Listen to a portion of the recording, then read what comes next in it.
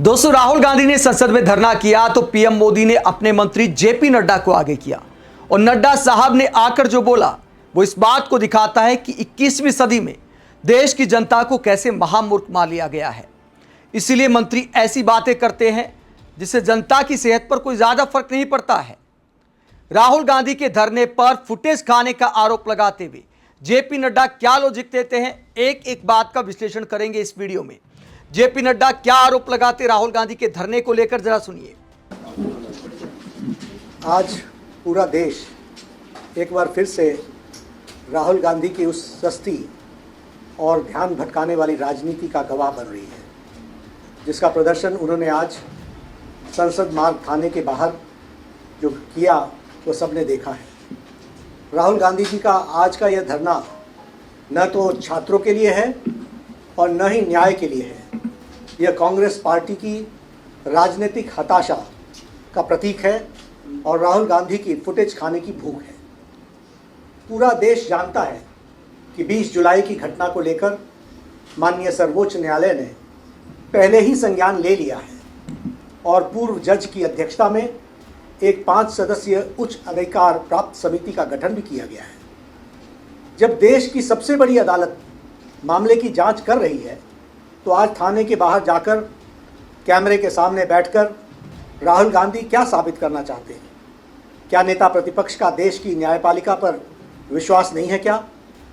सच्चाई यह है कि राहुल गांधी खुद को सुर्खियों में। तो यहां पर जेपी नड्डा आरोप लगाते हैं कि जब सुप्रीम कोर्ट ने एक रिटायर्ड जज की अध्यक्षता में मामले को सौंप दिया है जांच के लिए, तो फिर राहुल गांधी फुटेज क्यों खा रहे हैं? दोस्तों, क्या इस बात में कोई लॉजिक है? थाने में राहुल गांधी एफआईआर दर्ज कराने गए हैं, इंडिविजुअल एफआईआर। जिस लड़के साहिल पर पैलेट गन का इस्तेमाल हुआ, अगर उसकी एफआईआर लिखी जाती है, उसके साथ अन्याय हुआ है, उसका शरीर इस बात की गवाही दे रहा है, या तो दिल्ली पुलिस और गृह मंत्री बयान जारी कर दे कि भैया पैलेट गन का जो इस्तेमाल हुआ है हमारा इससे कोई लेना देना नहीं है। तो पैलेट गन आम जनता के हाथ में तो होती नहीं है। आमतौर पर यही माना जाता है कि सुरक्षा बल ही इस्तेमाल कर सकते हैं। तो क्या इस पर सरकार का कोई जवाब सामने आया है? अगर साहिल इंसाफ चाहता है, अगर इंडिविजुअल एफआईआर हो जाती है, तो जो जांच कर रही है कमेटी, जो कमेटी जांच करेगी, उससे आखिरकार क्या दिक्कत आ सकती है? अगर राहुल गांधी थाने गए, एक एफआईआर लिख दी जाती, उसके बाद पुलिस जैसे जांच करती है उसमें क्या सामने आता नहीं आता, तो यह भी तो किया जा सकता था। राहुल गांधी को एफआईआर से मना क्यों किया गया? इस सवाल का लॉजिकल जवाब जेपी नड्डा की इस बात में बिल्कुल नजर नहीं आता है। जो सुप्रीम कोर्ट ने कमेटी बनाई है उसके साथ साहिल की एफआईआर होने में कोई हर्ज नहीं है। इसके बाद जेपी नड्डा क्या कहते हैं, जरा सुनिए। खुद को सुर्खियों में जिंदा रखने के लिए यह कैमरा जीवी ड्रामा कर रहे हैं। आज जब राहुल गांधी संसद मार्ग में डीसीपी ऑफिस पहुंचे तो उन्होंने स्पष्ट रूप से बताया गया कि दिल्ली पुलिस की क्राइम ब्रांच पहले से ही 20 जुलाई के सभी मामलों में सघन जांच कर रही है। तो सुप्रीम कोर्ट के बाद क्राइम ब्रांच का नाम लेते हैं जेपी नड्डा। फिर वही लॉजिक है, अगर क्राइम ब्रांच सभी मामलों में जांच कर रही है तो इंडिविजुअल एफआईआर लिखने में क्या दिक्कत है? एक लड़के के साथ नाइंसाफी हुई है, वो अपने एफआईआर लिखाना चाहता है, इसमें कानून कहां आड़े आता है? ये तो उसका कानूनी अधिकार है। ये तो सामान्य आदमी भी, जो वकील भी नहीं है, जिसने वकालत की पढ़ाई भी नहीं की है, थोड़ा बहुत थाने कचहरी के बारे में जानता है, देश के कानून के बारे में जानता है, अगर मेरा किसी ने पैर तोड़ दिया, हाथ तोड़ दिया, मुझ पर गोली चलाई, लाठी चलाई या फिर पैलेट गन का इस्तेमाल हुआ, अगर मेरे शरीर को नुकसान हुआ है, मैं थाने जाता हूं, अपने सबूत दिखाता हूं, तो मैं जो एफआईआर कराता हूं तो एफआईआर क्यों दर्ज नहीं होनी चाहिए? इसका लॉजिकल जवाब जेपी नड्डा की बातों में नहीं है। कभी सुप्रीम कोर्ट का नाम लेते हैं, कभी क्राइम ब्रांच का नाम लेते हैं। अगर कोई भी जांच कर रहा है, एफआईआर उसमें आड़े कहां आती है? यह कौन सा कानून कहता है कि अगर कोई जांच चल रही है तो एफआईआर दर्ज नहीं कराई जा सकती? इसके आगे जेपी नड्डा क्या कहते हैं, जरा सुनिए। डीसीपी ने यह भी बताया उनको और आश्वासन दिया कि वे इस मामले में जो क्राइम ब्रांच को आपने कहा है वह उनको भेज दिया गया है और क्राइम ब्रांच इसकी जांच कर रही है। प्रशासन के इस स्पष्टीकरण के बावजूद धरने पर बैठ जाना राहुल गांधी के हठ योग को दर्शाता है और हठ योग के साथ साथ हताशा को भी दर्शाता है। इससे साफ हो जाता है कि उनका मकसद किसी को न्याय दिलाना या जांच करवाना नहीं है, बल्कि सिर्फ हंगामा खड़ा करके कानून व्यवस्था को चुनौती देना है। इस पूरे ड्रामे में और इस पूरे ड्रामे की अगर हम टाइमिंग को समझें तो हमें ध्यान में आएगा कि आज कांग्रेस पार्टी वंदे मातरम के मुद्दे पर, वंदे मातरम के विषय पर पूरे देश में चारों ओर से घिर चुकी है। राष्ट्रगीत के अपमान को लेकर जनता कांग्रेस से जवाब मांग रही है। कांग्रेस के एक बड़े नेता तिरंगे वाले केक को काटते हुए दिखाई दे रहे हैं। अपनी इसी राष्ट्र विरोधी चेहरे को छिपाने के लिए और इस जो भारी फजीयत हुई है उससे ध्यान भटकाने के लिए राहुल गांधी ने आनन फानन में यह ध्यान भटकाने का यह नया ड्रामा रचा है।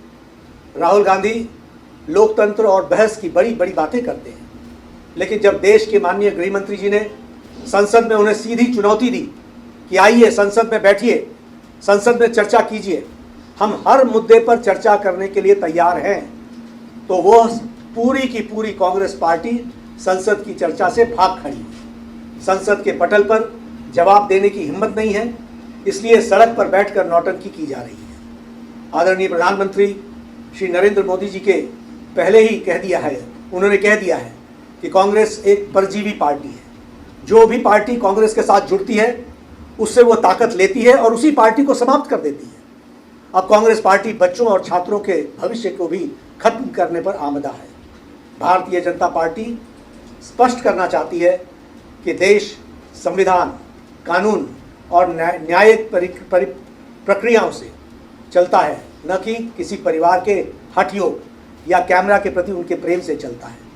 नहीं, राहुल गांधी को यह समझ लेना चाहिए कि जनता उनके इस हिट एंड रन वाले रवैये को और राजनीतिक पाखंड को भली भांति पहचान चुकी है। वो चाहे जितना ड्रामा कर लें, कांग्रेस अपने पापों और उसकी जवाबदेही से भाग नहीं सकती है। जनता उनसे जवाब मांग रही है और उनको जनता को जवाब देना पड़ेगा। तो जेपी नड्डा ने कई आरोप लगा दिए राहुल गांधी पर, बारी बारी से सबका जवाब देते हैं।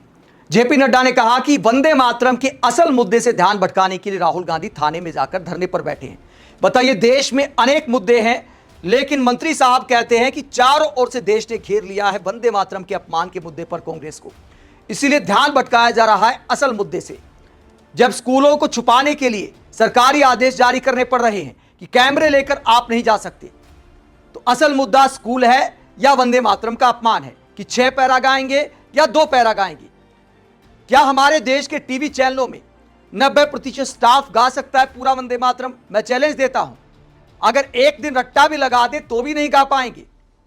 और वहां पर टीवी एंकर बीजेपी के इशारे पर छात्रों को बिठा बिठा कर अपमानित कर रहे हैं, नीचा दिखाने की कोशिश कर रहे हैं। कल अर्नब गोस्वामी का मैंने एक वीडियो देखा, रिया अहीर जिन्होंने छात्रों के सपोर्ट में मुंबई में विरोध प्रदर्शन किया था, साहस दिखाया था छात्रों के समर्थन में खड़े होने का। अर्नब गोस्वामी उनसे पूछते हैं कि वंदे मातरम में कितना पैरा है। अगर अपने चैनल में ही स्टाफ से पूछ लेते, आधे से ज्यादा स्टाफ नहीं बता पाता। इसके अलावा देश की जनता में अगर पूछने निकल जाएंगे तो हो सकता है 90% लोग ना बता पाएं। तो यह कोई देशभक्ति का पैमाना नहीं होता। आपके मन में देश के लिए क्या भावना है यह मैटर करता है। बहुत सारी चीजें तो आज के जमाने में युवा गूगल करके भी पता कर सकते हैं। ये बात बात पर जीके टेस्ट लेना मुझे समझ नहीं आता। वंदे मातरम को असल मुद्दा बता रहे हैं, जबकि असल मुद्दे बहुत सारे हैं देश में। देश के छात्र, जंतर मंतर पर छात्रों ने प्रदर्शन किया, नड्डा साहब को दिखाई नहीं देता। इसके बाद झारखंड में प्रोटेस्ट हुआ, बिहार में प्रोटेस्ट हो रहा है, वो असल मुद्दे हैं या वंदे मातरम असल मुद्दा है? इसके बाद कहते हैं कि अमित शाह संसद में चर्चा को तैयार थे। ठीक है, राहुल गांधी नहीं माने, आपको छात्रों की चिंता है, छात्रों को राहुल गांधी भ्रमित कर रहे हैं, अफवाह फैला रहे हैं, तो आपको जन जागरण करना चाहिए। अमित शाह संसद से बाहर बता दें कि पैलेट गन का इस्तेमाल किसके आदेश पर हुआ, लाठी चार्ज किसके आदेश पर हुआ। 1 मिनट का भी समय नहीं लगेगा, 30 सेकंड का बयान जारी कर दे किसके आदेश पर हुआ।